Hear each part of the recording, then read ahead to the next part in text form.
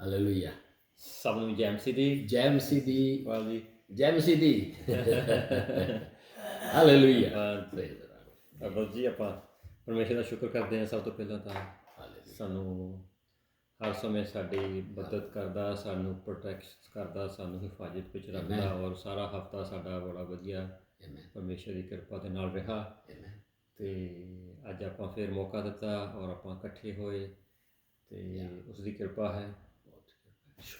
ਆਪਾਂ ਬਾਈਬਲ ਆਪਣਾ ਪ੍ਰਕਾਸ਼ ਦੀ ਪੋਥੀ book of revolution ਅੱਗੇ ਚੱਲਦੀ ਆਪਾਂ ਕਰਨ ਤੋਂ ਪਹਿਲਾਂ ਆਪਾਂ ਪੜ੍ਹਦੇ ਹਾਂ ਜੀ ਜ਼ਬੂਰ, ਸਾਮਸ, ਭਜਨ ਦੇ ਹਾਂਜੀ 138 ਦੀਆਂ ਪਹਿਲੀਆਂ 2 ਆਇਤਾਂ ਪੜ੍ਹਦੇ ਹਾਂ, 2-3 ਆਇਤਾਂ। 138 ਦੀਆਂ ਪਹਿਲੇ 2 ਆਇਤਾਂ ਜੀ।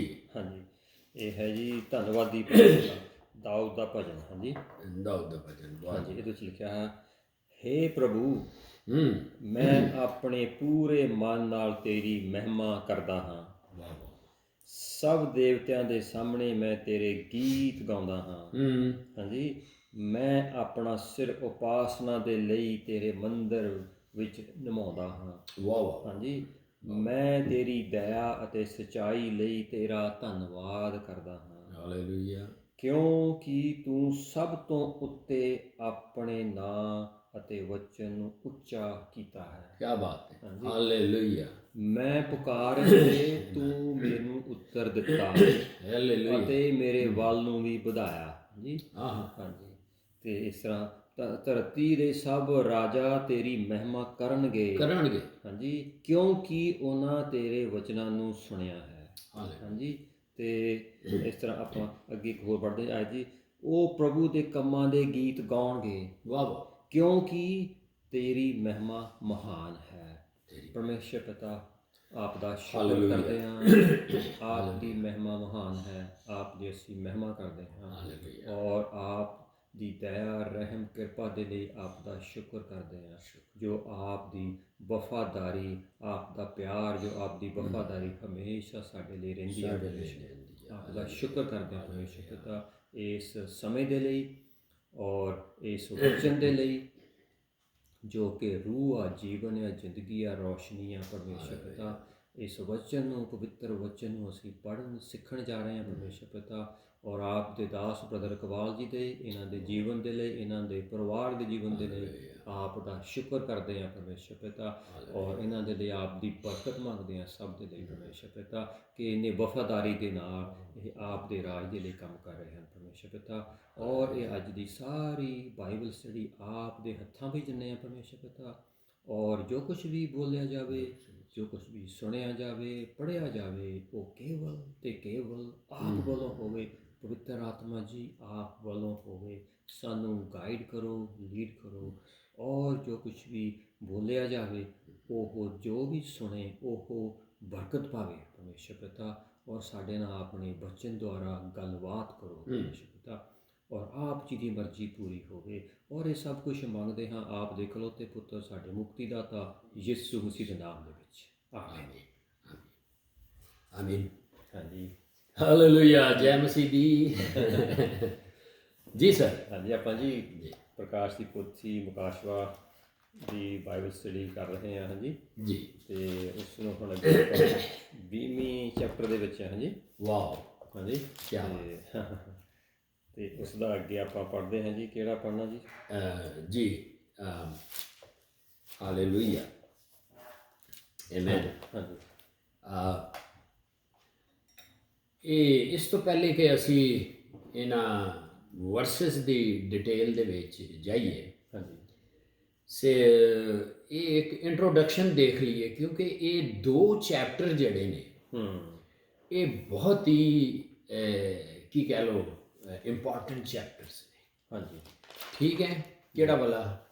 ਪ੍ਰਕਾਸ਼ ਦੀ ਪੋਥੀ, ਉਹਦਾ 20 ਦੀ 21 ਅਤੇ 22 ਚੈਪਟਰ। ਠੀਕ ਹੈ। ਹਾਂਜੀ, ਹੁਣ ਇਹਦੇ ਵਿੱਚ ਦੱਸਿਆ ਗਿਆ ਹੈ ਕਿ ਇੱਕ ਨया ਸਵਰਗ ਅਤੇ ਨਈ ਧਰਤੀ ਜਿਹੜੀ ਹੈ ਉਹਦੇ ਬਾਰੇ ਦੱਸਿਆ ਹੈ ਕਿ ਕਿੰਝ ਇਹ ਆਏਗੀ। ਸੋ ਇਹ ਜਿਹੜਾ ਟੌਪਿਕ ਹੈ ਜਾਂ ਸਬਜੈਕਟ ਹੈਗਾ, ਮਜ਼ਮੂਨ ਜਿਹੜਾ ਹੈ, ਇਹ ਸਾਨੂੰ ਸਾਰਿਆਂ ਨੂੰ ਸਮਝਣੇ 'ਚ ਕੁਝ ਅਸੀਂ ਥੋੜ੍ਹਾ ਜਿਹਾ ਮੁਸ਼ਕਲ ਹੈਗਾ।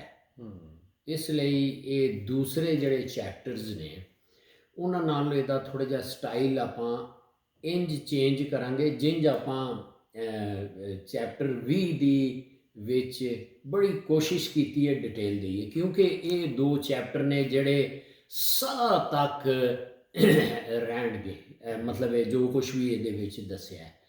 ਸੋ ਇਹਨੂੰ ਥੋੜ੍ਹਾ ਜਿਹਾ ਅਸੀਂ ਸਮਝਣੇ 'ਚ ਵਰਸਿਸ ਜਦੋਂ ਪੜ੍ਹਨੇ ਆ ਸਮਝਣੇ ਥੋੜ੍ਹਾ ਜਿਹਾ ਸਾਡੇ ਜ਼ਿਹਨਾਂ 'ਚ ਹੋਰ ਹੀ ਕੋਈ ਤਸੱਵਰ ਆਉਂਦਾ ਜਾਂ ਹੋਰ ਹੀ ਕੋਈ ਪਿਕਚਰ ਆਉਂਦੀ ਹੈ।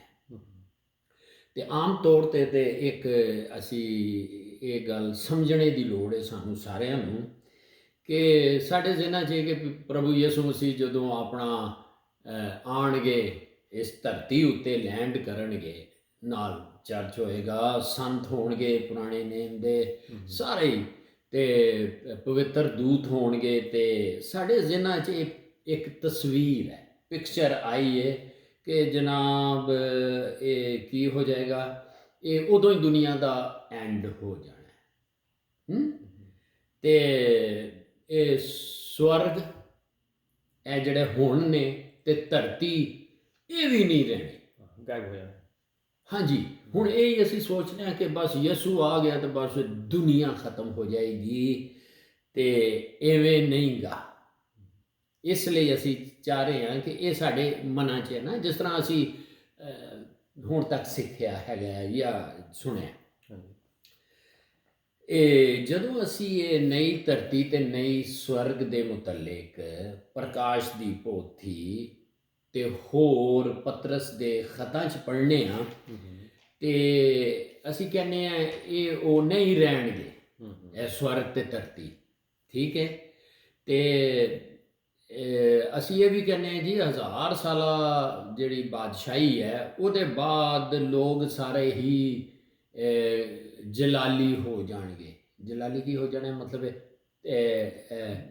ਜਿਹੜਾ ਬਦਨ ਜਲਾਲੀ ਹੋ ਜਾਣਗੇ, ਯਿਸੂ ਮਸੀਹ ਦਾ ਬਦਨ ਮਰਨ ਤੋਂ ਬਾਅਦ। ਹਾਂ, ਅਤੇ ਕੋਈ ਵੀ ਆਪਣੇ ਇਸ ਨੈਚੁਰਲ ਹਾਲਤ ਵਿੱਚ ਜੇ ਜੋ ਹੁਣ ਹੈਗੇ ਆ, ਅਤੇ ਕੋਈ ਵੀ ਇੱਦਾਂ ਨਹੀਂ ਰਹੇਗਾ, ਠੀਕ ਹੈ। ਇਹ ਕਈ ਚੀਜ਼ਾਂ ਨੇ, ਇਹ ਬਹੁਤ ਇੰਪੋਰਟੈਂਟ ਨੇ, ਇਹਦੇ ਲਈ ਬੜਾ ਥੋੜ੍ਹਾ ਜਿਹਾ ਮਿਣ ਕੇ ਚੱਲਣਾ ਪੈਣਾ, ਅਤੇ ਅਸੀਂ ਹਮੇਸ਼ਾ ਲਈ ਸਵਰਗਾਂ 'ਚ ਰਹਾਂਗੇ। ਇਹ ਚੀਜ਼ਾਂ ਨੇ ਜਿਹੜੀਆਂ ਸਾਡੇ ਕਮ ਸੇ ਕਮ ਮੇਰੇ ਜ਼ਿਹਨ ਵਿੱਚ ਜਦੋਂ ਇਹਨੂੰ ਸਟੱਡੀ ਕੀਤਾ ਅਤੇ ਫਿਰ ਪਤਾ ਲੱਗਾ। ਅਤੇ ਇਨਸਾਨ ਅਤੇ ਜਾਨਵਰ ਜਿਹੜੇ ਨੇ ਉਹ ਕੀ ਕਹਿੰਦੇ ਨੇ, ਉਹ ਬੜ੍ਹੋਤੀ ਨਹੀਂ ਹੋਏਗੀ, ਯਾਨੀ ਮਲਟੀਪਲਾਈ ਨਹੀਂ ਹੋਣਗੇ। ਬਾਈਬਲ ਕਹਿੰਦੀ ਹੈ ਕਿ ਇਹ ਸਭ ਚੀਜ਼ਾਂ ਜਿਹੜੀਆਂ ਨੇ ਇਹ ਬਾਈਬਲ ਦੇ ਮੁਤਾਬਿਕ ਨਹੀਂ ਗਈਆਂ, ਜਿਹੜੀਆਂ ਸਾਡੇ ਜ਼ਿਹਨਾਂ 'ਚ ਅੱਜ ਬਣੀਆਂ ਨੇ। ਸੋ ਜ਼ਰੂਰਤ ਹੈ ਕਿ ਅਸੀਂ ਪ੍ਰਭੂ ਦੇ ਵਚਨ ਵਿੱਚ ਜਾਈਏ, ਕਿਉਂਕਿ ਇਹ ਚੀਜ਼ਾਂ ਜਿੰਜ ਅਸੀਂ ਬਿਆਨ ਕੀਤੀਆਂ ਨੇ ਇੱਦਾਂ ਨਹੀਂ ਗਈਆਂ। ਇਹ ਜਿਹੜੇ ਅਸੀਂ ਇਸ ਦੁਨੀਆ 'ਚ ਰਹਿ ਰਹੇ ਹਾਂ, ਇਹ ਜਿਹੜੇ ਹੈਵਨਸ ਨੇ ਜਾਂ ਇਹ ਜਿਹੜੇ ਆਕਾਸ਼ ਨੇ, ਆਸਮਾਨ ਅਤੇ ਇਹ ਧਰਤੀ ਜਿਹੜੀ ਹੈ ਨਾ, ਇਹ ਅਸਲ ਵਿੱਚ ਕੀ ਹੋਏਗਾ ਇਹਨਾਂ ਦੇ ਨਾਲ, ਸਾਡੇ ਜ਼ਿਹਨਾਂ 'ਚ ਇਹ ਤਾਂ ਮੁੱਕ ਹੀ ਜਾਣੀ ਹੈ। ਦੇਖੋ, ਠੀਕ ਹੈ। ਸੋ ਇਹ ਇੰਝ ਹੈ ਕਿ ਇਹ ਅੱਗ ਦੇ ਨਾਲ ਪਵਿੱਤਰ ਕੀਤੇ ਜਾਣਗੇ, ਇਹ ਸੋਚਣੇ ਦੀ ਗੱਲ ਹੈ ਹੁਣ ਇੱਥੇ। ਇਸ ਲਈ ਬੜਾ ਮਿੰਟ ਚਲਾਂਗੇ ਔਰ ਅੱਗੇ ਬੜਾ ਕੰਮ ਕਲੀਅਰ ਹੁੰਦਾ ਜਾਏਗਾ। ਇਹ ਨਹੀਂ ਕਿ ਬਈ ਇਹ ਚਲੀਆਂ ਜਾਣਗੀਆਂ, ਇਹ ਨਵਾਂ ਆਸਮਾਨ ਅਤੇ ਨਵੀਂ ਧਰਤੀ ਜਿਹੜਾ ਸਾਡੇ ਜ਼ਿਹਨਾਂ 'ਚ ਉਹ ਕਿੰਝ ਬਣੇਗਾ, ਕਿੰਝ ਬਣੇਗੀ। ਸੋ ਇਹਦੇ ਜਦੋਂ ਇਹ ਅੱਗ ਦੇ ਨਾਲ ਇਹ ਆਪਣਾ ਇਹ ਰੀਨਿਊ ਹੋ ਜਾਣਗੇ, ਜਾਂ ਕੀ ਕਹਿ ਲਓ ਉਹਨੂੰ, ਨਵੇਂ ਹੋ ਜਾਣਗੇ। ਜਿਵੇਂ ਕਿ ਇਹ ਅਸੀਂ ਪ੍ਰਕਾਸ਼ ਦੀ ਪੋਥੀ ਉਹਦਾ 20 ਅਤੇ 21 ਚੈਪਟਰ ਦਾ ਇੰਟਰੋਡਕਸ਼ਨ ਦੇਣ ਡੇ ਆ, ਲੇਕਿਨ ਅੱਗੇ ਜਦੋਂ ਵਰਸ ਬਾਈ ਵਰਸ ਜਾਵਾਂਗੇ ਅਤੇ ਫਿਰ ਦੇਖਾਂਗੇ।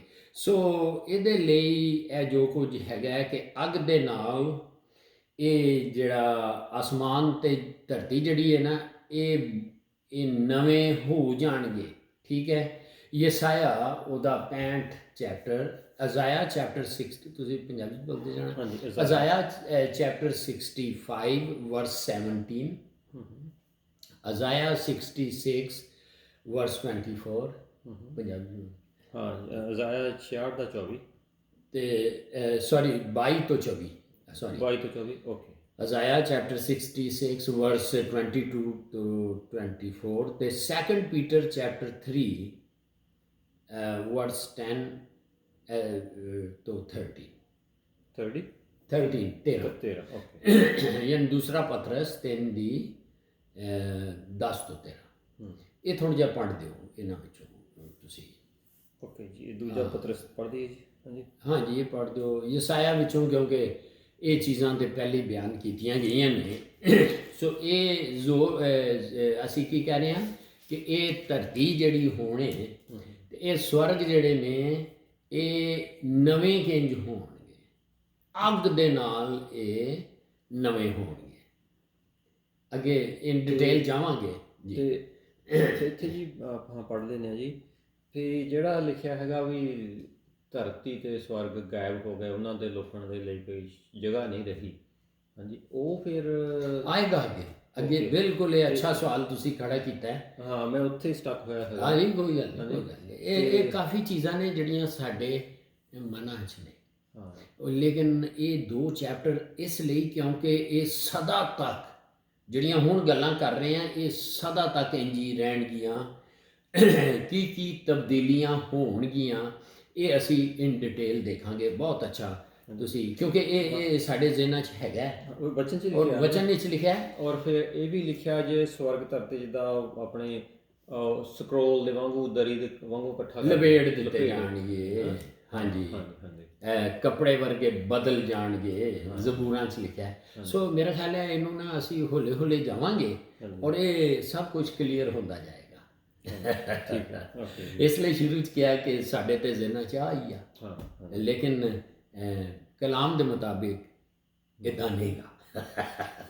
ਹਾਲੇਲੂਇਆ, ਹਾਲੇਲੂਇਆ ਜੀ। ਆਪਾਂ ਪੜ੍ਹਦੇ ਜੀ ਦੂਜਾ ਪਤਰਸ 3 ਦੀ 10 ਤੋਂ 13। ਹਾਂਜੀ, ਇਸ ਵਿੱਚ ਲਿਖਿਆ, ਪ੍ਰਭੂ ਦਾ ਦਿਨ ਚੋਰ ਦੇ ਵਾਂਗ ਆਵੇਗਾ। ਕਿਹਦਾ? ਪ੍ਰਭੂ ਦਾ। ਪ੍ਰਭੂ ਕੌਣ? ਯਿਸੂ। ਹਾਂ, ਪ੍ਰਭੂ ਦਾ ਦਿਨ ਚੋਰ ਵਾਂਗ ਆਵੇਗਾ। ਉਸ ਸਮੇਂ ਆਕਾਸ਼ ਵੱਡੀ ਗਰਜਣ ਦੀ ਆਵਾਜ਼ ਨਾਲ ਖਤਮ ਹੋ ਜਾਣਗੇ। ਹਾਂਜੀ, ਆਕਾਸ਼ ਖਤਮ ਹੋ ਜਾਣਗੇ ਤੇ ਬਾਕੀ ਆਕਾਸ਼ੀ ਜੀਵਾਂ ਦੀ ਤਪਸ਼ ਦੇ ਨਾਲ ਪਿਘਲ ਜਾਣਗੀਆਂ। ਹਾਂਜੀ, ਫਿਰ ਧਰਤੀ ਅਤੇ ਉਸਦੇ ਸਾਰੇ ਕੰਮ ਵੀ ਪ੍ਰਗਟ ਹੋ ਜਾਣਗੇ। ਹਾਂਜੀ ਜੀ। ਫਿਰ ਜੇਕਰ ਸਭ ਚੀਜ਼ਾਂ ਦਾ ਅੰਤ ਇਸ ਤਰ੍ਹਾਂ ਦਾ ਹੋਵੇਗਾ ਤਾਂ ਜ਼ਰਾ ਸੋਚੋ ਕਿ ਤੁਹਾਨੂੰ ਕਿਸ ਤਰ੍ਹਾਂ ਦੇ ਲੋਕ ਹੋਣਾ ਚਾਹੀਦਾ ਹੈ। ਤੁਹਾਨੂੰ ਪਵਿੱਤਰ ਅਤੇ ਭਗਤੀ ਵਾਲਾ ਜੀਵਨ ਗੁਜ਼ਾਰਨਾ ਚਾਹੀਦਾ ਹੈ। ਤੁਸੀਂ ਪਰਮੇਸ਼ਰ ਦੇ ਦਿਨ ਦੇ ਆਉਣ ਦੀ ਉਡੀਕ ਵਿੱਚ ਹੋ, ਇਸ ਲਈ ਇਸ ਦੇ ਛੇਤੀ ਆਉਣ ਦੀ ਕੋਸ਼ਿਸ਼ ਕਰੋ। ਇਹ ਦਿਨ ਆਕਾਸ਼ ਨੂੰ ਅੱਗ ਵਾਂਗ ਸਾੜ ਸੁੱਟੇਗਾ ਅਤੇ ਬਾਕੀ ਆਕਾਸ਼ੀ ਚੀਜ਼ਾਂ ਨੂੰ ਵੀ ਅੱਗ ਨਾਲ ਪਿਘਲਾ ਦੇਵੇਗਾ। ਪਰ ਅਸੀਂ ਪਰਮੇਸ਼ਰ ਦੀ ਪ੍ਰਤਿਗਿਆ ਅਨੁਸਾਰ ਨਵੇਂ ਆਕਾਸ਼ ਅਤੇ ਧਰਤੀ ਦੀ ਉਡੀਕ ਕਰ ਰਹੇ ਹਾਂ, ਜੋ ਸੱਚੇ ਧਰਮ ਦਾ ਘਰ ਹੋਵੇਗਾ। ਹਾਲੇਲੂਇਆ। ਸੋ ਇਹ ਵਰਸਿਸ ਉਹ ਹੀ ਨੇ ਜਿਹੜੀਆਂ ਤੁਸੀਂ ਜ਼ਿਹਨ 'ਚ ਨੇ ਸਾਡੇ, ਠੀਕ ਹੈ। ਹਾਂਜੀ, ਪ੍ਰਕਾਸ਼ ਦੀ ਪੋਥੀ ਵਿੱਚ ਵੀ ਹੈਗਾ ਜੀ। ਸਵਰਗ ਤੇ ਧਰਤੀ ਗਾਇਬ ਹੋ ਗਏ ਜੀ। ਹਾਂਜੀ, ਹੁਣ ਯਸਾਇਆ ਵਿੱਚੋਂ ਕੋਈ ਪੜ੍ਹ ਦਿਓ। ਓਕੇ ਜੀ। ਹਾਂਜੀ, ਪਹਿਲੇ ਇਹ ਦੇਖੋ ਇਹਨੂੰ।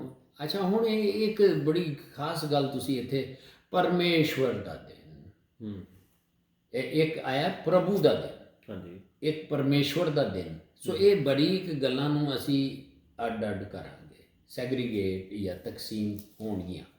ਸੋ ਬਹੁਤ ਹੀ ਅੱਛਾ ਹੈ। ਇਹ ਥੋੜ੍ਹਾ ਟਾਈਮ ਲੱਗਣਾ ਸਾਡੇ ਸਮਝਣੇ 'ਚ ਕਿ ਸਭ ਕੁਝ ਮੁੱਕ ਜਾਣਾ ਹੈ, ਇਹ ਧਰਤੀ ਸੜ ਜਾਣੀ ਹੈ, ਇਹ ਜਾਣੀ। ਪਰ ਇਸ ਲਈ ਕਿਹਾ ਗਿਆ ਹੈ ਕਿ ਇਹ ਸਾਰਾ ਕੁਝ ਵਚਨ ਦੱਸੇਗਾ, ਕਿਉਂਕਿ ਇਹਨਾਂ 2 ਚੈਪਟਰਸ ਵਿੱਚ ਇਹ ਸਾਰਾ ਆਇੰਦਾ ਆਉਣ ਵਾਲੀਆਂ ਜਿਹੜੀਆਂ ਗੱਲਾਂ ਨੇ ਨਾ ਉਹ ਸਦਾ ਰਹਿਣਗੀਆਂ, ਠੀਕ ਹੈ ਜੀ। ਪਰ ਇੱਥੇ ਤਾਂ ਲਿਖਿਆ ਨਵੀਂ ਧਰਤੀ ਆ, ਉਹ ਧਰਤੀ ਸੜ ਜਾਏਗੀ, ਲਿਖਿਆ ਨਾ ਜਿਹੜਾ ਆਪਾਂ ਹੁਣ ਪਤਰਸ ਦਾ ਪੜ੍ਹਿਆ ਜੀ।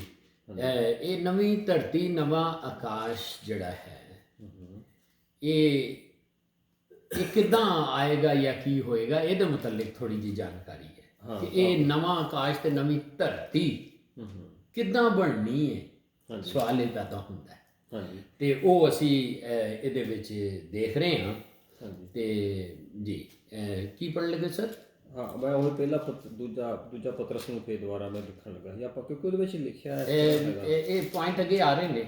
ਅੱਛਾ ਜੀ। ਸਾਨੂੰ ਇਹਦੇ ਲਈ ਹੁਣ ਗ੍ਰੀਕ ਬਾਈਬਲ ਦੇ ਵਿੱਚ ਉਤਰਨਾ ਪਏਗਾ ਕਿ ਅਸਲ ਵਿੱਚ ਉੱਥੇ ਕੀ ਲਫ਼ਜ਼ ਯੂਜ਼ ਹੋਏ ਨੇ ਕਿਹਦੇ ਲਈ। ਠੀਕ ਹੈ। ਹਾਂਜੀ, ਉਹ ਕਹਿੰਦਾ ਧਰਤੀ ਇਹ ਪਿਘਲ, ਜਿਹੜਾ ਆਪਾਂ ਹੁਣ ਪੜ੍ਹਿਆ ਹਲੇ ਨਾ ਹੁਣੇ ਪਤਰਸ ਦਾ, ਉਸ ਲਿਖਿਆ ਇਹ ਸਭ ਆਕਾਸ਼ ਦੀ ਉਸ ਦਿਨ ਆਕਾਸ਼ ਨੂੰ ਅੱਗ ਵਿੱਚ ਸਾੜ ਦਿੱਤਾ ਜਾਵੇਗਾ, ਮਤਲਬ ਸਵਰਗ ਦੀਆਂ ਚੀਜ਼ਾਂ ਨੇ, ਹੈ ਨਾ। ਬਾਕੀ ਆਕਾਸ਼ੀ ਚੀਜ਼ਾਂ ਵੀ ਅੱਗ ਨਾਲ ਪਿਘਲਾ ਦੇਵੇਗਾ। ਹਾਂਜੀ, ਪਰ ਅਸੀਂ ਪਰਮੇਸ਼ਰ ਦੀ ਪ੍ਰਤਿਗਿਆ ਅਨੁਸਾਰ ਉਸਨੇ ਜੋ ਵਾਅਦਾ ਕੀਤਾ ਹੈ, ਨਵੇਂ ਆਕਾਸ਼ ਤੇ ਧਰਤੀ ਦੀ ਉਡੀਕ ਕਰ ਰਹੇ ਹਾਂ, ਜੋ ਇਹ ਨਵਾਂ ਆਕਾਸ਼ ਨਵੀਂ ਧਰਤੀ ਤੇ ਜਿਹੜਾ ਹੁਣ ਆਕਾਸ਼ ਤੇ ਨਵੀਂ ਧਰਤੀ ਜਿਹੜੀ ਹੈਗੀ ਹੈ ਮੌਜੂਦਾ, ਇਹਦੇ ਤੇ ਅੱਗੇ ਗੱਲਬਾਤ ਚੱਲੇਗੀ। ਠੀਕ ਹੈ, ਇਹ ਪੁਆਇੰਟ ਆਪਣਾ ਨੋਟ ਕਰ ਲੈਣਾ। ਅੱਛਾ ਜੀ, ਠੀਕ ਹੈ। ਅੱਛਾ, ਯਸਾਇਆ ਦੇ ਵਿੱਚ ਕੋਈ ਆਇਤ ਪੜ੍ਹ ਦਿਓ। ਤਾਂ ਆਪਾਂ 22 ਦੀ 66 ਦੀ, ਯਸਾਇਆ 66 ਦੀ 22 ਤੋਂ 24 ਪੜ੍ਹਦੇ ਜੀ। ਉਹਦੇ ਵਿੱਚ ਇਸ ਤਰ੍ਹਾਂ ਲਿਖਿਆ ਹੈ 22 ਤੋਂ 24। ਹਾਂਜੀ, ਉਸ ਲਿਖਿਆ ਹੈ, ਪ੍ਰਭੂ ਕਹਿੰਦਾ ਹੈ, ਜਿਸ ਤਰ੍ਹਾਂ ਨਵੀਂ ਧਰਤੀ ਅਤੇ ਨਵਾਂ ਆਕਾਸ਼ ਮੇਰੀ ਸ਼ਕਤੀ ਨਾਲ ਸਥਿਰ ਰਹਿਣਗੇ, ਉਸੇ ਤਰ੍ਹਾਂ ਮੇਰਾ ਵੰਸ਼ ਦਾ ਨਾਂ ਸਥਿਰ ਰਹੇਗਾ। ਹਾਂਜੀ, ਹਰ ਨਵੇਂ ਚੰਦਰਮਾ ਦੇ ਤਿਉਹਾਰ, ਸਾਬਤ ਵਾਲੇ ਦਿਨ ਸਭ ਕੌਮਾਂ ਦੇ ਲਈ ਮੇਰੀ ਉਪਾਸਨਾ ਕਰਨ ਇਸੇ ਯਰੂਸ਼ਲਮ ਵਿੱਚ ਆਉਣਗੇ। ਹਾਂਜੀ, ਜਦੋਂ ਉਹ ਉੱਥੇ ਜਾਣਗੇ ਤਾਂ ਉਹ ਉਹਨਾਂ ਲੋਕਾਂ ਦੀਆਂ ਲਾਸ਼ਾਂ ਨੂੰ ਦੇਖਣਗੇ ਜਿਨ੍ਹਾਂ ਮੇਰੇ ਵਿਰੁੱਧ ਵਿਦਰੋਹ ਕੀਤਾ ਸੀ।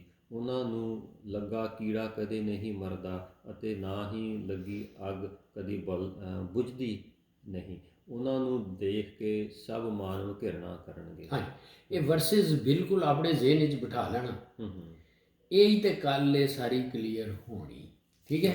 ਸੋ ਇਹਦੇ ਲਈ ਕੁਝ ਚੀਜ਼ਾਂ ਅਸੀਂ ਕਰਾਂਗੇ। ਨੰਬਰ 1 ਕਿ ਪ੍ਰਭੂ ਦੇ ਵਚਨ ਦੇ ਮੁਤਾਬਿਕ, ਸਾਡੀ ਨਹੀਂ, ਪ੍ਰਭੂ ਦੇ ਵਚਨ ਦੇ ਮੁਤਾਬਿਕ ਇਹ ਜਿਹੜੀ ਧਰਤੀ ਜਿਹੜੀ ਹੈ ਇਹ ਨਵੀਂ ਬਣੇਗੀ, ਬਦਲ ਜਾਏਗੀ। ਇਹ ਕਦੋਂ ਇਹ ਪ੍ਰੋਸੈਸ, ਹੁਣ ਇਹਨੂੰ ਦੇਖੀਏ ਕਿ ਇਹ ਕਿੰਜ ਇਹ ਨਵਾਂ ਅਸਮਾਨ ਤੇ ਨਵੀਂ ਧਰਤੀ ਪ੍ਰੋਸੈਸ ਵਿੱਚ ਆ ਰਹੀ ਹੈ। ਇੱਕਦਮ ਤੇ ਨਹੀਂ ਨਾ ਆ ਜਾਣੀ, ਪਿੱਛੇ ਕੰਮ ਚੱਲ ਰਹੇ ਹੋਣਗੇ। ਇਸ ਲਈ ਅਸੀਂ ਕਨੈਕਸ਼ਨ ਦੇਖ ਰਹੇ ਹਾਂ ਕੀ ਹੋਣਾ। ਸੋ ਇਹ ਕਦੋਂ ਸ਼ੁਰੂ ਹੋਏਗਾ ਜੋ ਅਸੀਂ ਸੋਚ ਰਹੇ ਹਾਂ ਕਿ, ਜਾਂ ਬਾਈਬਲ ਦੱਸ ਰਹੀ ਹੈ, ਨਵਾਂ ਆਕਾਸ਼ ਤੇ ਨਵੀਂ ਧਰਤੀ, ਇਹ 1000 ਸਾਲਾਂ ਬਾਦਸ਼ਾਹੀ ਜਿਹੜੀ ਹੈ ਉਹ ਜਦੋਂ ਖ਼ਤਮ ਹੋਏਗੀ ਤੇ ਗੋਗ ਮੈਗੋਗ ਦੀ ਜੰਗ ਦਾ ਜਿਹੜਾ ਉਹ ਸਿਸਟਮ ਹੈ ਉਹ ਵੀ ਖ਼ਤਮ ਹੋ ਜਾਏਗਾ। ਥੋੜ੍ਹਾ ਜਿਹਾ ਇਹਨੂੰ ਸੀਕੁਐਂਸ ਵਿੱਚ ਚਲੋ, ਕਿਉਂਕਿ ਖੁਦਾਵੰਦ ਯਿਸੂ ਮਸੀਹ ਤੇ ਜਿਹੜੀ ਉਹਨਾਂ ਨੇ ਇਸ ਧਰਤੀ ਤੇ ਆਉਣਾ ਹੈ, ਇਹ ਹੀ ਹੋਣਾ ਹੈ, ਇਹਦੇ ਵਿੱਚ ਕੋਈ ਤਬਦੀਲੀ ਨਹੀਂ ਹਾਲਾ ਆਉਣੀ। ਜਿਹੜਾ ਨਵਾਂ ਧਰਤੀ ਨਵਾਂ ਸਵਰਗ ਦੀ ਗੱਲ ਹੋ ਰਹੀ ਹੈ, 1000 ਸਾਲ ਬਾਦਸ਼ਾਹੀ ਚ ਤਾਂ ਹੋਣਾ, ਇਹੀ ਹੋਣਾ। ਠੀਕ ਹੈ। ਅੱਛਾ, ਤੇ ਇਹ ਫਿਰ ਪ੍ਰੋਸੈਸ ਕਦੋਂ ਸ਼ੁਰੂ ਹੋਏਗਾ?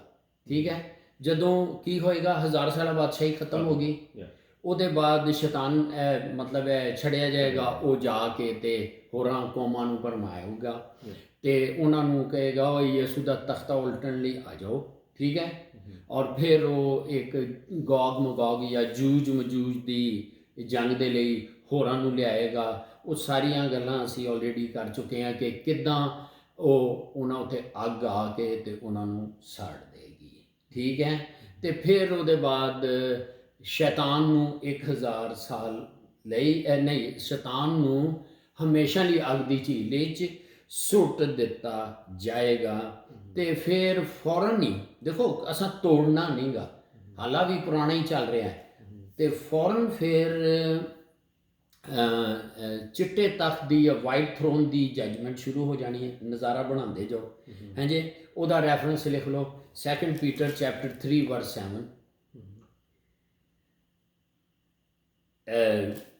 ਤੇ ਇਹਦੇ ਮੁਤਾਬਿਕ ਅਗਰ ਇਹ ਵਰਸ ਪੜ੍ਹ ਦਿਓ ਥੋੜਾ ਜਿਹਾ, ਇਹਦੇ ਮੁਤਾਬਿਕ ਪਤਰਸ ਸਾਨੂੰ ਦੱਸ ਰਿਹਾ ਹੈ ਕਿ ਫਾਈਨਲ ਅਦਾਲਤ ਦਾ ਮਤਲਬ ਕੀ ਹੋ ਗਿਆ। ਚਿੱਟੇ ਤਖਤ ਦੀ, ਵਾਈਟ ਥਰੋਨ ਦੀ ਅਦਾਲਤ ਸਵਰਗਾਂ ਦੇ ਸਾਹਮਣੇ, ਸਵਰਗਾਂ ਤੇ ਹੋਏਗੀ ਪਰਮੇਸ਼ਵਰ ਦੇ ਥਰੋਨ ਦੇ ਸਾਹਮਣੇ। ਇਹ ਜ਼ਰਾ ਪੜ੍ਹ ਦਿਓ। ਹਾਂਜੀ ਠੀਕ ਹੈ। ਹਾਂਜੀ, ਦੂਜਾ ਪਤਰਸ 3:7 ਵਿੱਚ ਲਿਖਿਆ ਹੈ ਜੀ, ਉੱਥੇ ਸ਼ਬਦ ਦੇ ਦੁਆਰਾ ਹੁਣ ਦੀ ਧਰਤੀ ਅਤੇ ਆਕਾਸ਼ ਸੁਰੱਖਿਅਤ ਰੱਖੇ ਗਏ ਨੇ। ਹਾਂਜੀ, ਹਾਲਾ ਮਤਲਬ ਇਹ ਨਹੀਂ ਤਬਦੀਲੀ ਹੋਣ ਦੀ। ਹਾਂਜੀ, ਹੁਣ ਅੱਗੇ ਹੌਲੇ ਹੌਲੇ ਚੱਲ ਰਿਹਾ, ਇਹਨੂੰ ਮਿਸ ਨਹੀਂ ਕਰਨਾ। ਹਾਂਜੀ, ਹੁਣ ਦੀ ਧਰਤੀ ਤੇ ਆਕਾਸ਼ ਸੁਰੱਖਿਅਤ ਰੱਖੇ ਗਏ ਹਨ ਕਿ ਅੰਤ ਅੱਗ ਦੁਆਰਾ ਨਾਸ਼ ਕੀਤੇ ਜਾਣਗੇ। ਹਾਂਜੀ ਹਾਂਜੀ, ਠੀਕ ਹੈ। ਇਹ ਅਧਰਮੀ ਲੋਕਾਂ ਦੇ ਨਿਆਂ ਅਤੇ ਨਾਸ਼ ਹੋਣ ਦੇ ਦਿਨ ਤੱਕ ਇਸੇ ਤਰ੍ਹਾਂ ਰੱਖੇ ਜਾਣਗੇ।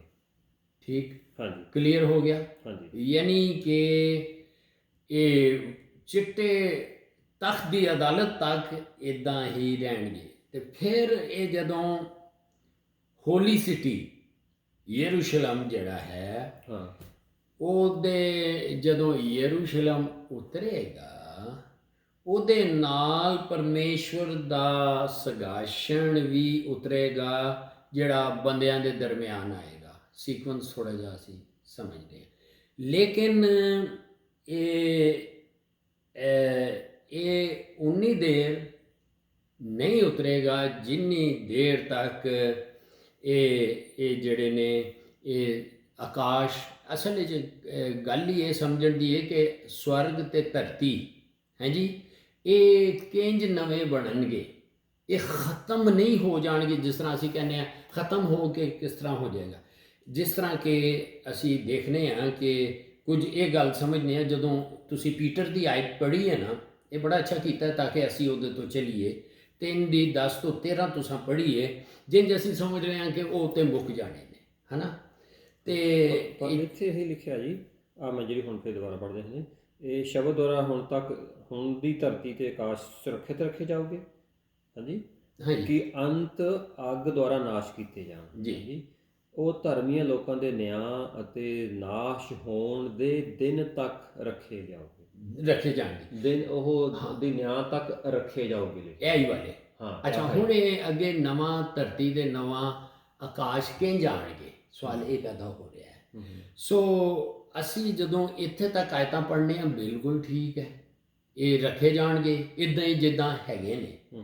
ਹੁਣ ਜਦੋਂ ਨਵੀਂ ਧਰਤੀ ਨਵੀਂ ਆਕਾਸ਼ ਦੀ ਗੱਲ ਆ ਰਹੀ ਹੈ, ਤੇ ਇੱਥੇ ਇਹ ਸਮਝਣ ਦੀ ਜ਼ਰੂਰਤ ਹੋ ਗਈ ਹੈ, ਬੜਾ ਅੱਛਾ ਤੁਸੀਂ ਦਿੱਤਾ ਹੈ, ਕਿ ਅੱਗ ਦੇ ਸਾੜਨ ਦੇ ਨਾਲ ਚੀਜ਼ਾਂ ਕਦੀ ਨਹੀਂ ਖਤਮ ਹੋਈਆਂ, ਪਰ ਉਹ ਬਦਲ ਜਾਂਦੀਆਂ ਨੇ। ਇਹ ਥੋੜਾ ਜਿਹਾ ਹੈ, ਸਾੜ ਦਿਓ ਕਿਸੇ ਚੀਜ਼ ਨੂੰ, ਉਹਦੀ ਹਾਲਤ ਤਬਦੀਲ ਹੋ ਜਾਂਦੀ ਹੈ।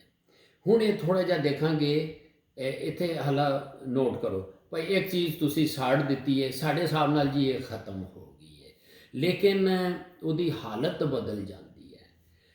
ਜਿਸ ਤਰ੍ਹਾਂ ਕਿ ਪਾਣੀ ਦੇ ਤਬਾਹ ਹੋਣ ਦੇ ਨਾਲ ਅਸੀਂ ਵੇਖਦੇ ਹਾਂ ਕਿ ਜ਼ਮੀਨ ਦੀ ਹਾਲਤ ਬਦਲ ਗਈ ਸੀ, ਜਿਹੜਾ ਅਸੀਂ ਨੋਟ ਕਰ ਰਹੇ ਹਾਂ। ਕਿਹੜੀ? ਸ਼ੁਰੂ ਦੇ ਵਿੱਚ ਪਾਣੀ ਦੇ ਨਾਲ ਇਹ ਦੁਨੀਆ ਇੱਕ ਵਾਰੀ ਤਬਾਹ ਹੋ ਗਈ, ਠੀਕ ਹੈ, ਤਬਾਹ ਹੋ ਗਈ, ਲੇਕਿਨ ਤਬਾਹੀ ਦੇ ਨਾਲ ਅਸੀਂ ਇਹ ਵੇਖਦੇ ਹਾਂ ਕਿ ਉਹਦਾ ਅਸਰ ਆਕਾਸ਼ ਉੱਤੇ ਵੀ ਪਿਆ ਤੇ ਧਰਤੀ ਉੱਤੇ ਵੀ ਪਿਆ। ਹੁਣ ਪਤਰਸ ਇੱਥੇ ਨਾ ਸਾਨੂੰ 3 ਗੱਲਾਂ ਦੱਸ ਰਿਹਾ, ਅਸੀਂ ਉਹਦੇ ਤੇ ਹੀ ਆ ਜਾਈਏ। ਚਲੋ, ਬਹੁਤ ਅੱਛਾ ਤੁਸੀਂ ਕਿ ਪਤਰਸ ਸਾਨੂੰ ਜ਼ਮੀਨ ਦੀਆਂ 3 ਹਾਲਤਾਂ ਦੇ ਮੁਤਲਕ ਦੱਸ ਰਿਹਾ। ਇਹ ਥੋੜ੍ਹਾ ਜਿਹਾ ਸਮਝਣੇ ਦੀ ਗੱਲ ਹੈ। ਯਾਨੀ ਦੇਖੋ, ਜਦੋਂ ਅਸੀਂ ਕਹਿੰਦੇ ਹਾਂ ਜੈਨਸਿਸ ਫਲੱਡ ਦੇ ਵਿੱਚ ਸਭ ਕੁਝ ਤਬਾਹ ਹੋ ਗਿਆ, ਯਾਨੀ ਕਿ ਧਰਤੀ ਤੇ ਮੌਜੂਦ ਸੀ, ਕੁਝ ਤਬਦੀਲੀਆਂ ਆਈਆਂ, ਤੇ ਪਤਰਸ ਇੱਥੇ ਸਾਨੂੰ ਇਸ ਜਿਹੜੀ ਤੁਸੀਂ ਬੜਾ ਅੱਛਾ ਕੀਤਾ ਹੈ ਕਿ ਤੁਸੀਂ ਉਸ ਵਰਸ ਨੂੰ ਪੜ੍ਹਿਆ, ਸਾਨੂੰ 3 ਜ਼ਮੀਨ ਦੀਆਂ ਹਾਲਤਾਂ ਦੇ ਮੁਤਲਕ ਦੱਸ ਰਿਹਾ ਕਿ ਕੀ ਇਹਦੀ ਹਾਲਤ ਹੋਏਗੀ। ਦੇਖੋ, ਜਿੰਜ ਅਸੀਂ ਜ਼ਿਕਰ ਕਰ ਰਹੇ ਹਾਂ ਕਿ ਆਦਮ ਤੋਂ ਪਹਿਲੇ ਜਿਹੜੀ ਜ਼ਮੀਨ ਦੀ ਹਾਲਤ ਜਿਹੜੀ ਸੀ ਨਾ, ਇੱਥੇ ਵਚਨ ਵਿੱਚ ਲਿਖਿਆ ਹੈ ਜਿਹਦੇ ਉੱਤੇ ਤਬਾਹੀ ਆਈ ਸੀ। ਠੀਕ ਹੈ ਕਿ ਸ਼ੁਰੂ ਵਿੱਚ ਰੱਬ ਨੇ ਉਤਪੁੱਤ ਉਹਦੀ ਪਹਿਲੇ ਚੈਪਟਰ ਦੀ ਪਹਿਲੀ ਤੇ ਦੂਸਰੀ ਆਇਤ ਦੇ ਵਿੱਚ ਹਾਂਜੀ, ਤੇ ਅਸੀਂ ਵੇਖਿਆ ਕਿ ਇਹ ਲੂਸੀਫਰ ਫਲੱਡ ਆ ਗਿਆ, ਜੈਨਸਿਸ ਫਲੱਡ ਆ ਗਿਆ, ਯਾਨੀ ਇਹ ਧਰਤੀ ਪਾਣੀ ਦੇ ਨਾਲ, ਇਹ ਪਤਰਸ ਦੇ ਇਹਦੇ ਵਿੱਚ ਅਸੀਂ ਦੇਖਦੇ ਹਾਂ ਪਾਣੀ ਦੇ ਨਾਲ ਤਬਾਹ ਹੋ ਗਈ, ਖਤਮ ਹੋ ਗਈ। ਜਿਸ ਤਰ੍ਹਾਂ ਅਸੀਂ ਕਿਹਾ ਸਭ ਕੁਝ ਮੁੱਕ ਗਿਆ, ਪਰ ਉਹਦਾ ਅਸਰ ਸਵਰਗ ਤੇ ਧਰਤੀ ਤੇ ਹੋਇਆ। ਯਰਮੀਆ 4 ਦੀ ਉਹਦੇ ਵਿੱਚ ਇਹ ਹੋਇਆ, ਦੇਖੋ ਕਿ ਆਕਾਸ਼ ਤੇ ਕੀ ਹੋਇਆ ਕਿ ਉਹ ਸਭ ਲਾਈਟ ਦੇਣੀ ਬੰਦ ਹੋ ਗਈ। ਉਹਦਾ ਮਤਲਬ ਹੈ ਕਿ ਉਹ ਸੂਰਜ ਨੇ ਆਪਣਾ ਕੰਮ ਛੱਡ ਦਿੱਤਾ ਹੈ, ਤੇ ਉਹਦਾ ਅਸਰ ਹੋਇਆ। ਇਸੇ ਤਰੀਕੇ ਨਾਲ ਅਸੀਂ ਥੋੜ੍ਹਾ ਜਿਹਾ ਹੋਰ ਜਾਣੇ ਕਿਉਂਕਿ ਵਚਨ ਦੇ ਵਿੱਚ ਹੀ ਚੱਲੇ ਹਾਂ। ਸੋ ਪਹਿਲੀ ਪਤਰਸ ਇਹ ਗੱਲ ਇਹਦੇ ਵਿੱਚ ਦੱਸ ਰਿਹਾ ਹੈ ਕਿ ਇਨਸਾਨ ਦੇ ਬਣਨ ਤੋਂ ਪਹਿਲੇ ਜਿਹੜੀ ਇਹ ਧਰਤੀ ਬੜੀ ਸੋਹਣੀ ਸੀ ਤੇ ਤਬਾਹ ਹੋਈ, ਦੁਬਾਰਾ ਰੀਨਿਊ ਹੋਈ, ਨਵੀਂ ਬਣਾਈ ਗਈ। ਨੰਬਰ 1 ਪੁਆਇੰਟ ਇਹ ਸੀ। ਸੈਕੰਡ ਇਹ ਸੀ ਕਿ ਇਹ ਜਿਹੜੇ ਆਕਾਸ਼ ਤੇ ਧਰਤੀ ਦੀ ਜਿਹੜੀ ਬਹਾਲੀ ਕਹਿ ਲਓ ਹਾਂਜੀ, ਮੌਜੂਦਾ ਜ਼ਮੀਨ ਤੇ ਅਸਮਾਨਾਂ ਦੇ ਵਿੱਚ ਜਦੋਂ ਇਹ ਹੋਣੀ ਹੈ, ਇਹ ਬਦਲ ਜਾਣਗੇ। ਇਹਦਾ ਮਤਲਬ ਹੈ ਮੇਰਾ ਮਤਲਬ ਹੈ ਕਿ ਜਿਹੜੇ ਹੋਣ ਨੇ ਨਾ, ਇਹ ਵੀ ਬਦਲੇ ਦੇ ਨੇ ਜਿਹੜੇ ਬਹੁਤ ਪਹਿਲੇ ਬਣਾਏ ਤੇ ਸਨ। ਰੱਬ ਨੇ ਰੀਨਿਊ ਕੀਤੇ, ਗੱਲ ਨਵਾਂ ਬਣਾ ਦਿੱਤਾ, ਇਹਨਾਂ ਨੂੰ ਹੀ ਕੀਤਾ।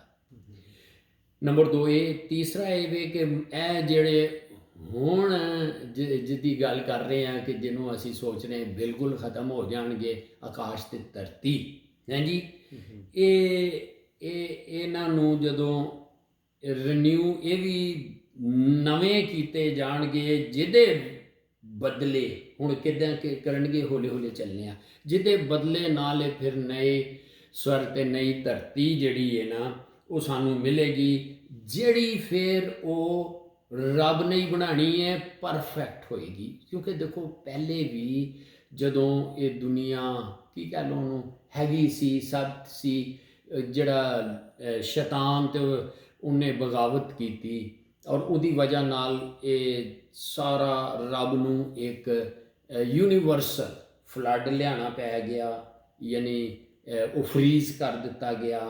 ਜਿਸ ਤਰ੍ਹਾਂ ਟੀਚਿੰਗ ਵਿੱਚ ਹੈਗਾ ਉਤਪਤੀ ਪਹਿਲੇ ਪਾਰਟ ਦੀ ਪਹਿਲੀ 2 ਆਇਤਾਂ ਦੇ ਵਿੱਚ, ਔਰ ਉਹਦੇ ਬਾਅਦ ਅਸੀਂ ਦੇਖਦੇ ਹਾਂ ਕਿ ਉਸੇ ਧਰਤੀ ਤੇ ਉਹਨਾਂ ਚੀਜ਼ਾਂ ਨੂੰ ਬਹਾਲ ਕੀਤਾ ਜਾ ਰਿਹਾ ਹੈ। ਠੀਕ ਹੈ, ਇੱਦਾਂ ਹੀ ਇਹ ਹੁਣ ਬਹਾਲੀ ਜਿਹੜੀ ਹੈ ਇਹਦੇ ਮੁਤਲਕ ਜਦੋਂ ਇਹ ਨਵੀਂ ਕੀਤੀ ਜਾਏਗੀ ਤੇ ਇਹ ਹਮੇਸ਼ਾ ਦੇ ਲਈ ਹੋਏਗੀ। ਇਹਦੇ ਵਿੱਚ ਫਿਰ ਹਮੇਸ਼ਾ ਦੀ ਜ਼ਿੰਦਗੀ ਹੋਏਗੀ ਹੈ, ਜਿਹੜੀ ਅੱਗ ਦੇ ਨਾਲ ਤਬਾਹ ਤੇ ਨਹੀਂ ਹੋਏਗੀ। ਮਤਲਬ ਹੈ ਕਿ ਇਹ ਜਿਹੜਾ ਨਵੀਂ ਧਰਤੀ ਦੀ ਗੱਲ ਹੁਣ ਅਸੀਂ ਕਰ ਰਹੇ ਹਾਂ। ਹੁਣ ਇਹ ਹਕੀਕਤ ਜਿਹੜੀ ਹੈ ਨਾ, ਫੈਕਟਸ ਹਕੀਕਤ ਨੂੰ ਕਹਿੰਦੇ ਨੇ ਹਾਂਜੀ, ਸਾਨੂੰ ਦੱਸਦੇ ਨੇ ਕਿ ਇਹ ਸਵਰਗ ਤੇ ਧਰਤੀ ਜਿਹੜੀ ਹੈ, ਜਿਹੜੀ ਹੁਣ ਨੇ ਇਹ ਖਤਮ ਨਹੀਂ ਹੋਣਗੇ ਬਲਕਿ ਇਹ ਬਹਾਲ ਹੋ ਜਾਣਗੇ। ਹੁਣ ਹੋਏਗਾ ਕੀ, ਦੇਖੋ ਜਦੋਂ ਅਸੀਂ ਕਹਿੰਦੇ ਹਾਂ ਅੱਗ ਦੇ ਨਾਲ ਇਹ ਸਾੜ ਦਿੱਤੀ ਜਾਏਗੀ ਇਹ ਆਕਾਸ਼ ਤੇ ਇਹ, ਠੀਕ ਹੈ, ਉਹਦੇ ਨਾਲ ਫਰਕ ਕੀ ਪੈਣਾ ਹੈ? ਉਹਦੇ ਨਾਲ ਫਰਕ ਇਹ ਪੈਣਾ ਜਿਹੜੇ ਐਲੀਮੈਂਟਸ ਨੇ ਨਾ, ਜਾਂ ਜਿਹਨੂੰ ਅਨਾਸਰ ਕਹਿ ਲਓ, ਜਾਂ ਮਸਲਨ ਇਹ ਕਹਿ ਲਓ ਆਕਸੀਜਨ ਹੈ, ਹਾਈਡਰੋਜਨ ਹੈ, ਕਾਰਬਨ ਹੈ, ਇਹ ਜਿਹੜੇ ਨੇ ਨਾ, ਇਹਨੂੰ ਤੁਸੀਂ ਕਹਿ ਲਓ ਕਿ ਇਹਨਾਂ ਉੱਤੇ ਅਸਰ ਪੈਣਾ, ਇਹ ਸੜਨਗੇ ਇਸੇ ਦੀ ਵਿੱਚ। ਇਹ ਥੋੜ੍ਹਾ ਜਿਹਾ ਦੇਖੋ, ਜਦੋਂ ਇਹਨੂੰ ਸਾੜਿਆ ਜਾਏਗਾ ਅੱਗ ਦੇ ਨਾਲ, ਜਿਸ ਤਰ੍ਹਾਂ ਪਤਰਸ ਕਹਿ ਰਿਹਾ ਹੈ, ਤੇ ਇਹਦਾ ਅਸਰ ਸਿਰਫ ਐਲੀਮੈਂਟਸ ਤੇ ਪੈਣਾ ਹੈ, ਯਾਨੀ ਕਿ ਕਾਰਬਨ, ਅੱਗੇ ਕੀ ਬੋਲਿਆ ਸੀ, ਕਾਰਬਨ, ਹਾਈਡਰੋਜਨ, ਆਕਸੀਜਨ, ਤੇ ਇਹਨੂੰ ਕਹਿ ਲਓ ਕਿ ਐਲੀਮੈਂਟਸ ਦੇ ਵਿੱਚ ਤੇ ਸੋਨਾ ਚਾਂਦੀ ਹੋਰ ਚੀਜ਼ਾਂ ਵੀ ਬੜੀਆਂ ਆਉਂਦੀਆਂ ਨੇ। ਇਹ ਜਿਹੜੀ ਰੈਨੋਵੇਸ਼ਨ ਹੈ, ਇਹ ਜਿਹੜੀ ਇਹ ਹਾਲਾ ਪਰਮੇਸ਼ਵਰ ਦਾ ਦਿਨ ਨਹੀਂ ਸ਼ੁਰੂ ਹੋਇਆ, ਇਹ ਪ੍ਰਭੂ ਦੇ ਦਿਨ ਦੇ ਵਿੱਚ ਇਹ ਸਾਰੇ ਕੰਮ ਹੋਣਗੇ।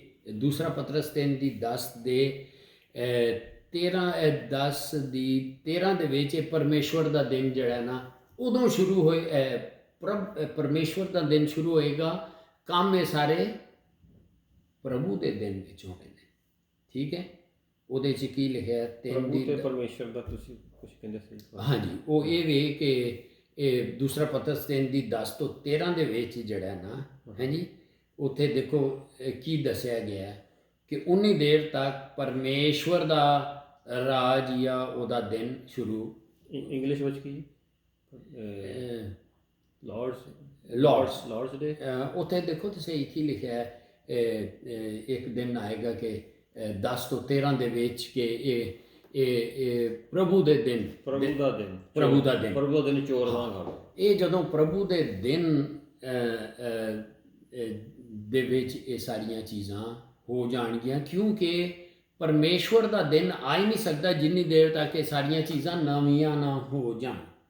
ਹੁਣ ਇੱਥੇ ਆ ਜਾਓ, ਇਹ ਜਿਹੜਾ ਲਫ਼ਜ਼ ਹੈ ਜਿਹੜਾ ਤੁਸੀਂ ਬਿਆਨ ਕੀਤਾ ਹੈਗਾ, ਇਹ ਜਦੋਂ ਅਸੀਂ ਗ੍ਰੀਕ ਦੇ ਬਾਈਬਲ ਦੇ ਵਿੱਚ ਜਾਂਦੇ ਹਾਂ, ਇਹ ਨੋਟ ਕਰ ਲੈਣਾ। ਉਹਦੇ ਲਈ ਇਹ ਸਾਰਾ ਕੁਛ ਜਿਹੜਾ ਬਿਆਨ ਕੀਤਾ ਹੈ ਟਰਾਂਸਲੇਸ਼ਨ ਵਿੱਚ ਸਾਨੂੰ ਨਜ਼ਰ ਆ ਰਿਹਾ ਹੈ, ਉਹਦੇ ਲਈ ਇੱਕ ਲਫ਼ਜ਼ ਹੈ ਜਿਸ ਤਰ੍ਹਾਂ ਜੀ ਅਸਮਾਨ ਤੇ ਜ਼ਮੀਨ ਢਲ ਜਾਣਗੇ, ਮੁੱਕ ਜਾਣਗੇ, ਠੀਕ ਹੈ। ਲੇਕਿਨ ਗ੍ਰੀਕ ਬਾਈਬਲ ਦੇ ਵਿੱਚ ਇਹਨਾਂ ਹੀ ਗੱਲਾਂ ਦੇ ਲਈ ਜਿਹੜਾ ਪ੍ਰਕਾਸ਼ ਦੀ ਪੋਥੀ 22 ਦੀ 1 ਤੇ ਅੱਗੇ ਤੁਸੀਂ ਕਹਿ ਲਓ 2 ਪੀਟਰ ਚੈਪਟਰ 3 ਵਰਸ 10 to 13 ਦੇ ਵਿੱਚ ਜਿਹੜਾ ਲਫ਼ਜ਼ ਇਸਤੇਮਾਲ ਹੋਇਆ ਹੈ ਉਹ ਲਿਖੋ PARERCHOMAI।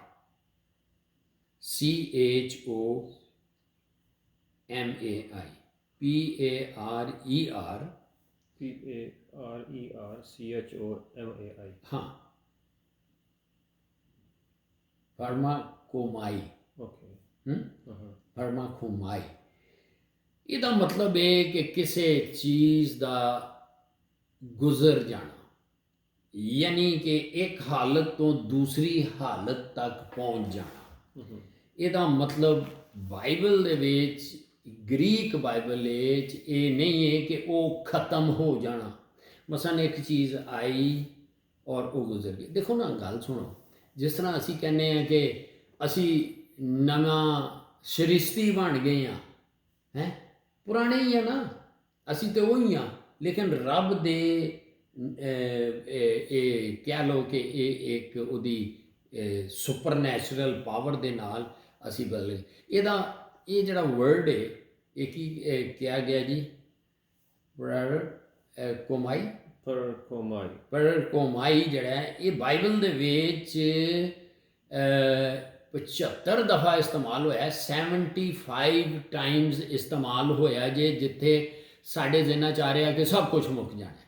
ਅੱਛਾ, ਇਹਦਾ ਮਤਲਬ ਇਹ ਵੇ ਕਿ ਗੁਜ਼ਰ ਜਾਣਾ, ਇੱਕ ਚੀਜ਼ ਹੈ ਉਹ ਗੁਜ਼ਰ ਗਈ। ਦੂਜੀ ਇਹ ਵੇ ਕਿ ਇੱਕ ਹਾਲਤ ਦੇ ਵਿੱਚੋਂ ਮੁੱਕਣਾ ਨਹੀਂ, ਇੱਕ ਹਾਲਤ ਵਿੱਚੋਂ ਦੂਸਰੀ ਹਾਲਤ ਵਿੱਚ ਤਬਦੀਲ ਹੋ ਜਾਣਾ। ਸੋ ਇਹਦੇ 3 ਚੀਜ਼ਾਂ ਰੈਫਰੈਂਸ ਲਿਖ ਲਓ ਕਿ ਵਕਤ ਜਿਹੜਾ ਨਾ, ਵਕਤ ਜਿਹੜਾ ਸਮਾਂ ਗੁਜ਼ਰ ਜਾਂਦਾ ਹੈ, ਯਾਨੀ ਅਸੀਂ ਕਹਿੰਦੇ ਹਾਂ ਯਾਰ ਉਹ ਵਕਤ ਸੀ ਖਤਮ ਹੋ ਗਿਆ। ਸੋ ਇਹਦੇ ਲਈ ਵਰਸਿਸ ਜ਼ਰੂਰ ਲਿਖ ਲਓ। ਮੈਥਿਊ ਨੰਬਰ 1 ਹੀ ਹੈ, ਵਕਤ ਦਾ ਗੁਜ਼ਰ ਜਾਣਾ। ਇਹ ਜੀ ਮੈਂ ਬੱਚਾ ਸਾਂ ਹੁਣ ਬੁੱਢਾ ਵਾਂ ਤੇ ਨਸਲ ਸਾਦਕ ਦੀ, ਯਾਨੀ ਅਸੀਂ ਕਹਿੰਦੇ ਯਾਰ ਉਹ ਚੰਗੇ ਵੇਲੇ ਸਨ, ਗੁਜ਼ਰ ਗਏ ਨੇ, ਮੁੱਕ ਨਹੀਂ ਗਏ। ਆਈ ਮੀਨ ਗੁਜ਼ਰ ਜਾਣਾ।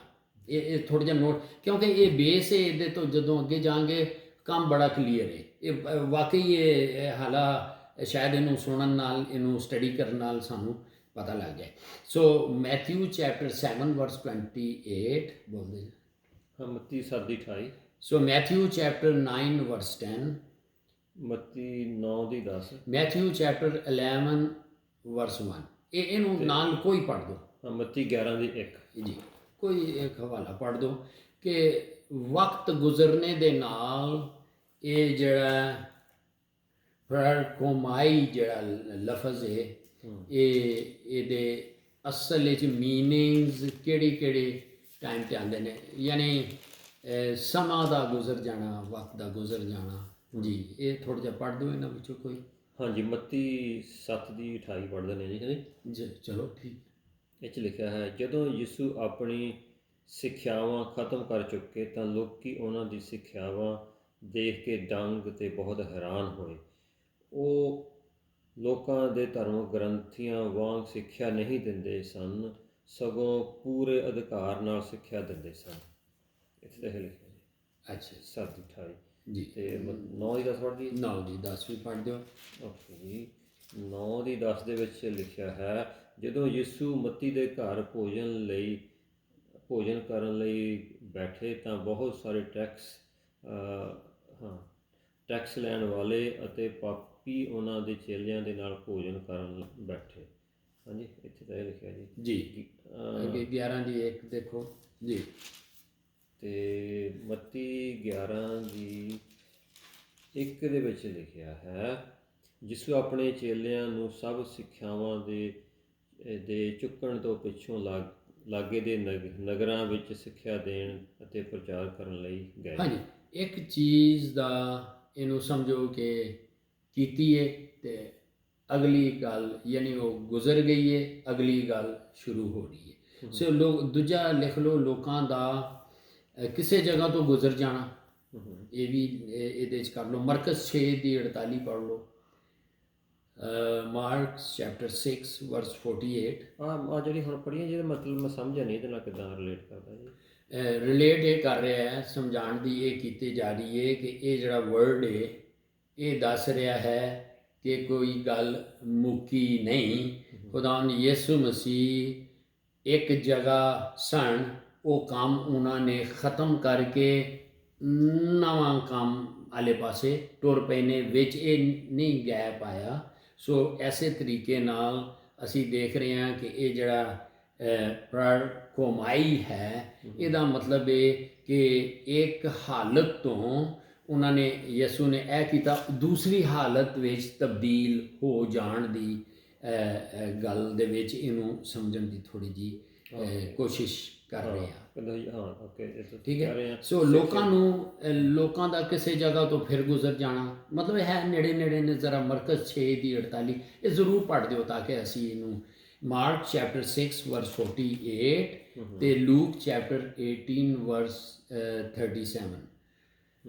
ਹਾਂਜੀ ਮਾਰਕ 6 ਦੀ 48। ਹਾਂਜੀ, ਨਾਲ ਇਹਨੂੰ ਥੋੜ੍ਹੀ ਜਿਹੀ ਅੰਗਰੇਜ਼ੀ ਦੇ ਜੀ ਇਹਨੂੰ। ਤੇ ਤੀਸਰਾ ਜਿਹੜਾ ਹੈਗਾ ਇਹਨੂੰ ਬਾਅਦ ਵਿੱਚ ਕਰ ਲੈਣਾ। ਤੀਸਰੀ ਜਿਹੜੀ ਹੈ ਉਹ ਇਹ ਵੇ ਕਿ 2 ਪੀਟਰ ਚੈਪਟਰ 3 ਦੀ 10 ਦੇ ਵਿੱਚ ਵੀ ਇੱਕ ਹਾਲਤ ਤੋਂ ਦੂਸਰੀ ਹਾਲਤ ਤੱਕ ਪਹੁੰਚਣ ਦੇ ਲਈ ਜਿਹੜਾ ਨਾ ਅਬਰਾਨੀਆਂ 1 ਦੀ 12 ਵੀ ਦੇਖ ਲਓ। ਇਹ ਅਬਰਾਨੀਆਂ 1 ਦੀ 12 ਤੇ ਅਬਰਾਨੀਆਂ 12 ਦੀ 27 ਤੋਂ 28 ਵੀ ਇਹ ਗੱਲ ਦਰਸਾਉਂਦੀ ਹੈ ਸਾਨੂੰ। ਤੇ ਇਹ ਜੋ ਕੁਝ ਵੀ ਇਹਨਾਂ ਵਰਸਿਸ ਵਿੱਚ ਹੈ ਇਹਨੂੰ ਕੰਟੀਨਿਊ ਅੱਗੇ ਕਰ ਲੈਣਾ। ਕਾਫੀ ਹੋ ਗਿਆ। ਥੈਂਕ ਯੂ ਪਰਮੇਸ਼ਰ ਪਿਤਾ, ਆਪ ਦਾ ਸ਼ੁਕਰ ਕਰਦੇ ਹਾਂ ਜੋ ਕੁਛ ਵੀ ਪਵਿੱਤਰ ਆਤਮਾ ਦੁਆਰਾ ਆਪ ਦੁਆਰਾ ਇਹ ਬੋਲਿਆ ਗਿਆ, ਪੜ੍ਹਿਆ ਗਿਆ, ਸਿੱਖਿਆ ਗਿਆ, ਸਮਝਿਆ ਗਿਆ, ਉਹ ਸਾਡੇ ਅੰਦਰ ਵਸ ਜਾਏ। ਆਪ ਦਾ ਸ਼ੁਕਰ ਕਰਦੇ ਹਾਂ। ਔਰ ਸਾਰੇ ਵਚਨ ਨੂੰ, ਇਸ ਵਚਨ ਜੋ ਆਪ ਦੁਆਰਾ ਬੋਲਿਆ ਗਿਆ ਉਹ ਯਿਸੂ ਮਸੀਹ ਦੇ ਪਵਿੱਤਰ ਲਹੂ ਨਾਲ ਢੱਕਦੇ ਹਾਂ, ਸੀਲ ਕਰਦੇ ਹਾਂ ਔਰ ਸਾਡੇ ਅੰਦਰ ਵਸ ਜਾਏ ਔਰ ਬਹੁਤ ਸਾਰਾ ਫਲ ਲੈ ਕੇ ਆਵੇ। ਔਰ ਇਹ ਸਭ ਕੁਝ ਮੰਗਦੇ ਹਾਂ ਆਪ ਦੇ ਇਕਲੌਤੇ ਪੁੱਤਰ ਸਾਡੇ ਮੁਕਤੀ ਦਾਤਾ ਯਿਸੂ ਮਸੀਹ ਦੇ ਨਾਮ ਦੇ ਵਿੱਚ। ਆਮੀਨ।